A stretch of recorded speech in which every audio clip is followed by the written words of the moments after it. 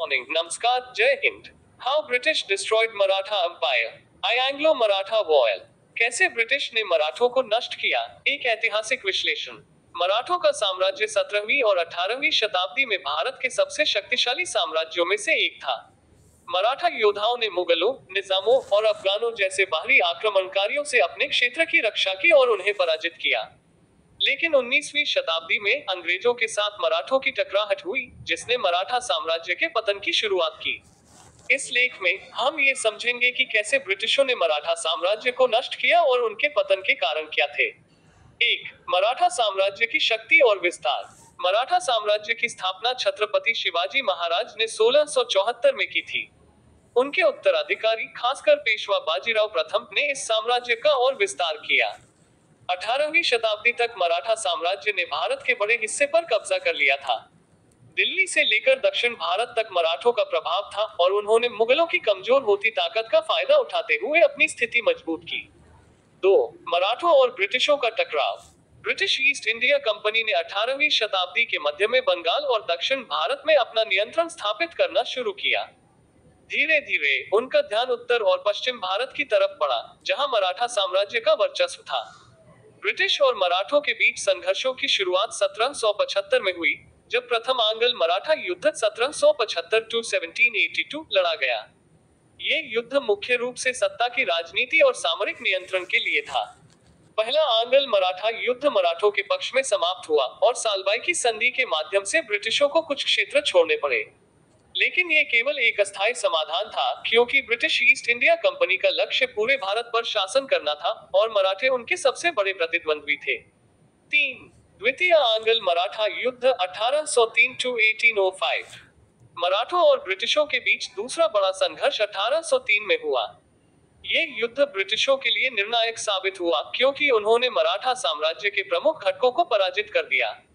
इस समय तक मराठा संगठन कई स्वतंत्र घटकों में विभाजित हो गया था, जिनमें से प्रमुख थे पेशवा पुणे में, सिंधिया ग्वालियर में, होलकर इंदौर में, भोसले नागपुर में, गायकवाड़ बड़ौदा में। ब्रिटिशों ने फूट डालो और राज करो की नीति अपनाई और मराठों की आपसी फूट का फायदा उठाते हुए उन्हें एक एक कर पराजित किया।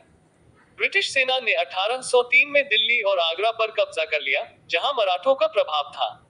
इस युद्ध में ब्रिटिशों ने सिंधिया और भोसले को हराया और उन्हें आत्मसमर्पण करने पर मजबूर कर दिया। संधियों के माध्यम से मराठों को उनके महत्वपूर्ण क्षेत्र ब्रिटिशों को सौंपने पड़े और अंग्रेजों की शक्ति उत्तरी और पश्चिमी भारत में भी स्थापित हो गई। 4, तृतीय आंग्ल मराठा युद्ध 1817-1818। मराठों और ब्रिटिशों के बीच अंतिम निर्णायक संघर्ष तृतीय आंग्ल मराठा युद्ध के रूप में सामने आया। 1817-1818 का ये युद्ध मराठा साम्राज्य के पतन की अंतिम कड़ी साबित हुआ। इस युद्ध के समय तक मराठों के भीतर गहरे आंतरिक विवाद और असहमति उत्पन्न हो चुकी थी। पेशवा बाजीराव द्वितीय और होलकर, सिंधिया तथा अन्य मराठा सरदारों के बीच एकता नहीं थी और इस विभाजन का ब्रिटिशों ने पूरा फायदा उठाया। ब्रिटिशों ने अपने सैन्य रणनीति और कुशल नेतृत्व के माध्यम से मराठों को एक एक कर पराजित किया। पेशवा बाजीराव द्वितीय। ब्रिटिशों के खिलाफ संघर्ष में सबसे प्रमुख भूमिका पेशवा बाजीराव द्वितीय ने निभाई, लेकिन उनकी कमजोर सैन्य रणनीति और मराठा संघ की बिखरी हुई स्थिति के कारण उन्हें हार का सामना करना पड़ा। 1818 में उन्होंने आत्मसमर्पण कर दिया और उन्हें बिठूर में निर्वासित किया गया। सिंधिया और होलकर। सिंधिया और होलकर ने भी ब्रिटिशों के खिलाफ संघर्ष किया, लेकिन उनकी अलग अलग लड़ाइयों और कमजोर सैन्य क्षमताओं के कारण वे भी पराजित हुए। 1818 तक ब्रिटिशों ने मराठा साम्राज्य के अधिकांश हिस्सों पर कब्जा कर लिया। इस युद्ध के बाद मराठा साम्राज्य पूरी तरह से समाप्त हो गया और अंग्रेजों ने पूरे भारत पर अपना नियंत्रण स्थापित कर लिया।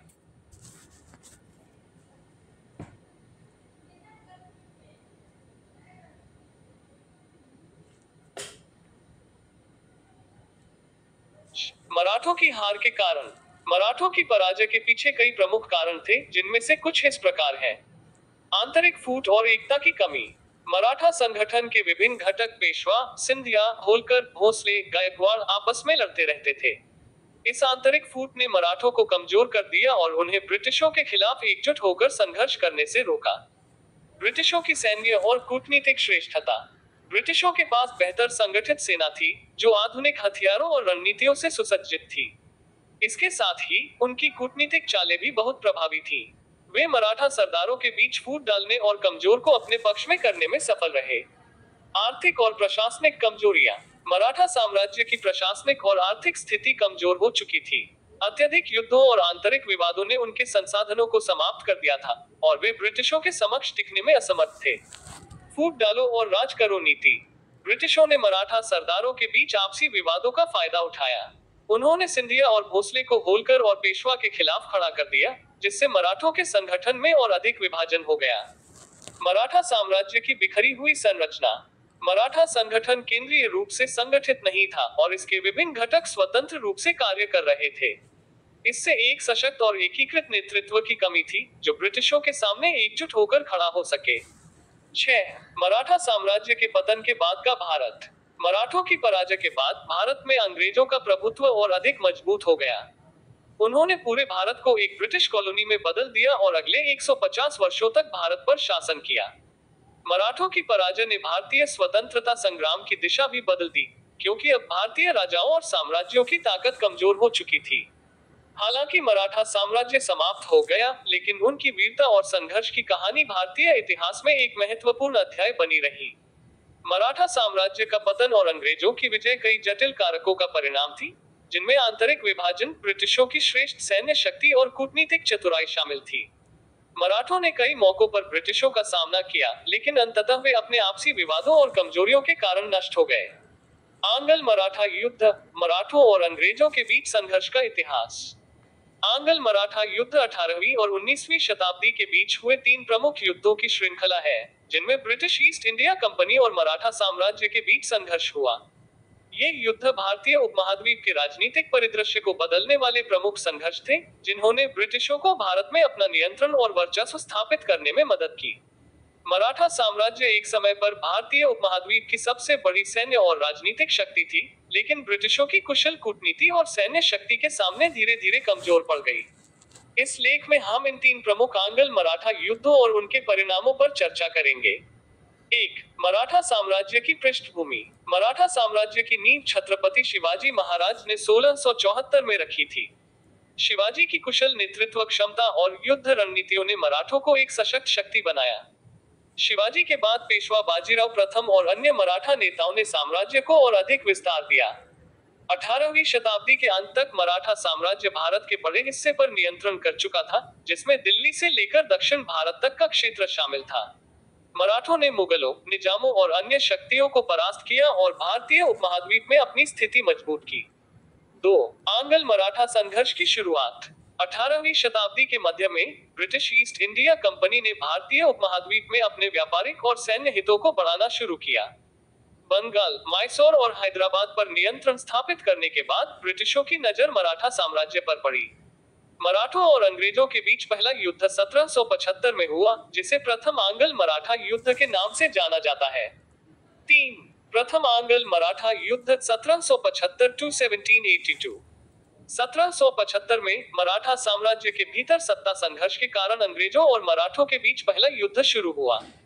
इस समय पेशवा नारायणराव की हत्या के बाद उनके छोटे भाई रघुनाथराव ने पेशवा बनने का दावा किया, लेकिन मराठा सरदारों ने उनके दावे को नकार दिया और नारायणराव के पुत्र माधवराव द्वितीय को पेशवा बना दिया। रघुनाथराव ने अंग्रेजों से सहायता मांगी,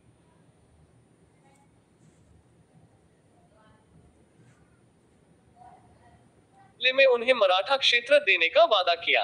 अंग्रेजों ने इस अवसर का लाभ उठाते हुए रघुनाथराव की मदद की, जिससे युद्ध छिड़ गया।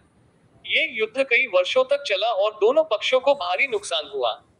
अंततः 1782 में सालबाई की संधि के तहत इस युद्ध का अंत हुआ, जिसमें रघुनाथराव को त्यागपत्र देना पड़ा और अंग्रेजों को मराठा क्षेत्र से हटना पड़ा।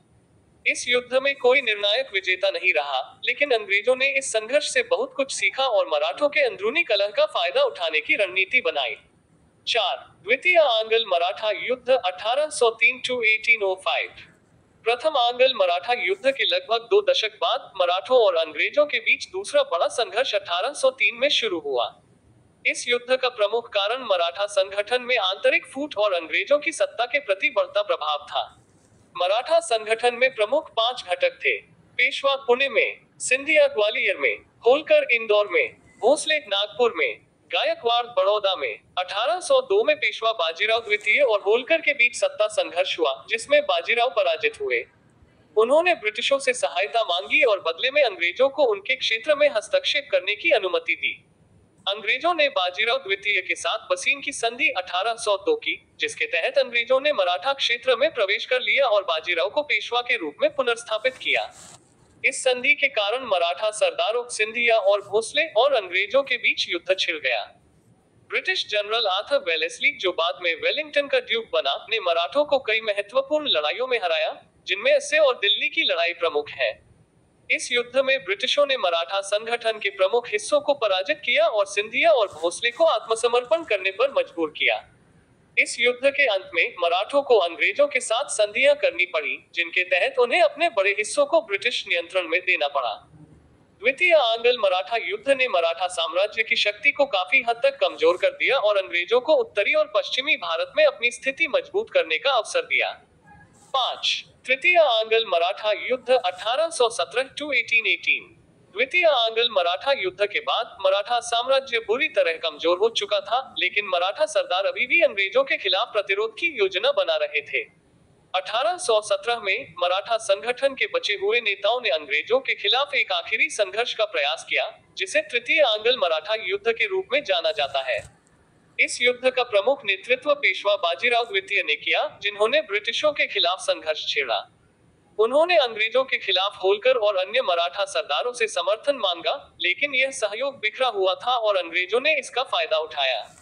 1817-1818 के बीच अंग्रेजों ने मराठा सेना को कई महत्वपूर्ण लड़ाइयों में पराजित किया, जिनमें कोरेगांव की लड़ाई 1818 महत्वपूर्ण है। इस लड़ाई में ब्रिटिश सेना ने मराठों को पराजित किया और इस युद्ध ने मराठा साम्राज्य की समाप्ति की दिशा में अंतिम कदम रखा। तृतीय आंग्ल मराठा युद्ध के बाद पेशवा बाजीराव द्वितीय ने आत्मसमर्पण कर दिया और उन्हें बिठूर में निर्वासित कर दिया गया। इसके साथ ही मराठा साम्राज्य का अंत हो गया और अंग्रेजों ने भारत के बड़े हिस्से पर पूर्ण नियंत्रण स्थापित कर लिया। 6. मराठा साम्राज्य के पतन के कारण। मराठों की हार और अंग्रेजों की विजय के कई प्रमुख कारण थे। आंतरिक फूट। मराठा संगठन में कोई केंद्रीय नेतृत्व नहीं था और विभिन्न सरदारों के बीच आपसी संघर्ष होते रहते थे। अंग्रेजों ने इस फूट का फायदा उठाया और मराठों को विभाजित कर दिया। ब्रिटिश सैन्य श्रेष्ठता। ब्रिटिश सेना ने आधुनिक हथियारों और कुशल सैन्य रणनीतियों का उपयोग किया। उनके पास बेहतर प्रशिक्षण, हथियार और सैनिक थे, जिन्होंने मराठों की पारंपरिक युद्ध रणनीतियों को विफल कर दिया। कूटनीतिक चालें।